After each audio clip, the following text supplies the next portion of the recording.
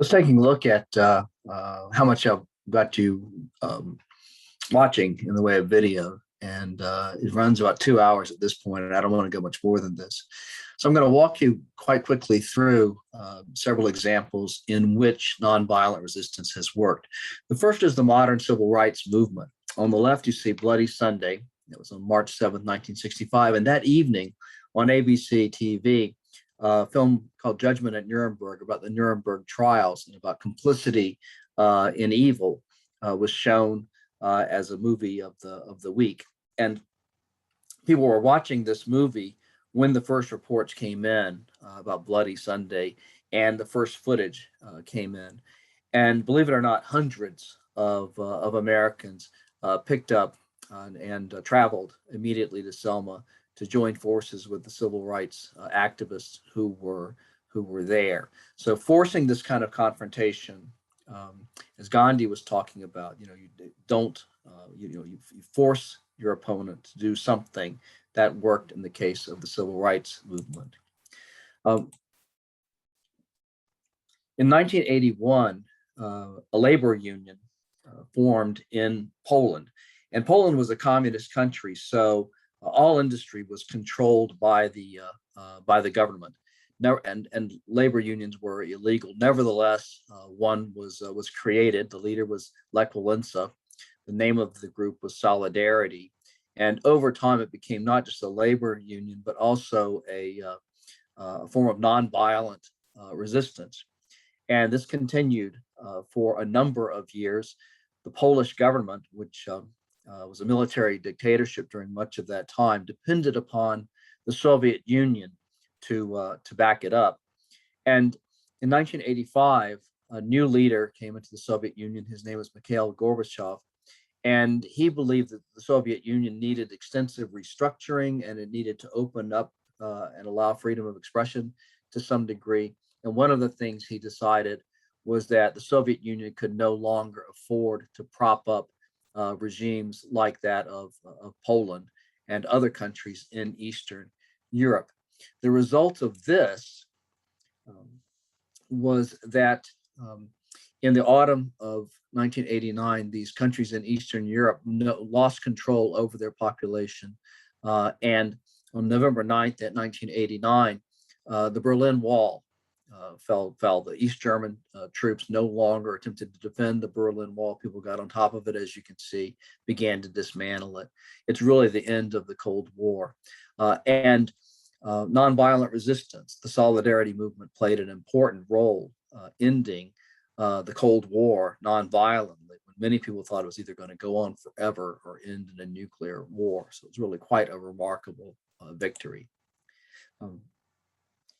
In August 1991, the Soviet Union still existed, and there were hardliners, mostly in the Soviet secret security forces, who attempted to launch a coup d'etat to remove Mikhail Gorbachev and to restore the harsh Soviet Union that they had known, that they considered to be the status quo, and to undo the reforms that Gorbachev was attempting. The president of Russia at that point, the Soviet Union was beginning to divide already. Boris Yeltsin led a nonviolent protest on a massive scale.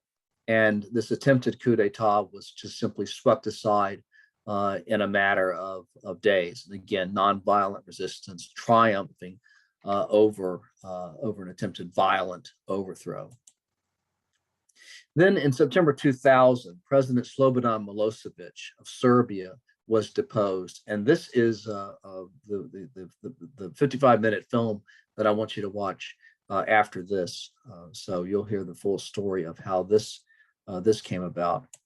Then in 2011, in the Arab Spring, which affected a number of Arab countries, starting with Tunisia, but in the case that we're looking at here, in Egypt, President Hosni Mubarak, who was an authoritarian leader for a number of years, he was deposed through nonviolent resistance. And it's said that the people who brought down his authoritarian regime actually downloaded copies of from dictatorship to democracy and used it in part as their playbook for how to undermine the Mubarak regime.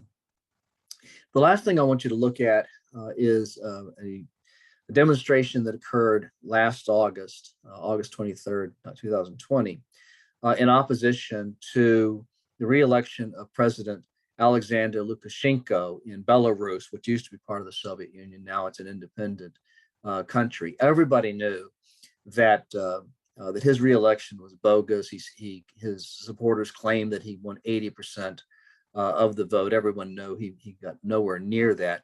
This is an instance when the outpouring of the crowd and the level of nonviolent resistance was thought to be sure to topple the Lukashenko regime. But through various tactics of his own, Lukashenko remained in power, and as of December 2021 remains in power. And this is simply a reminder that nonviolent resistance, although it has worked a number of times, doesn't always work. And now what I'd like to do is I'm going to stop this recording, and I want you to see that video, Bringing Down a Dictator.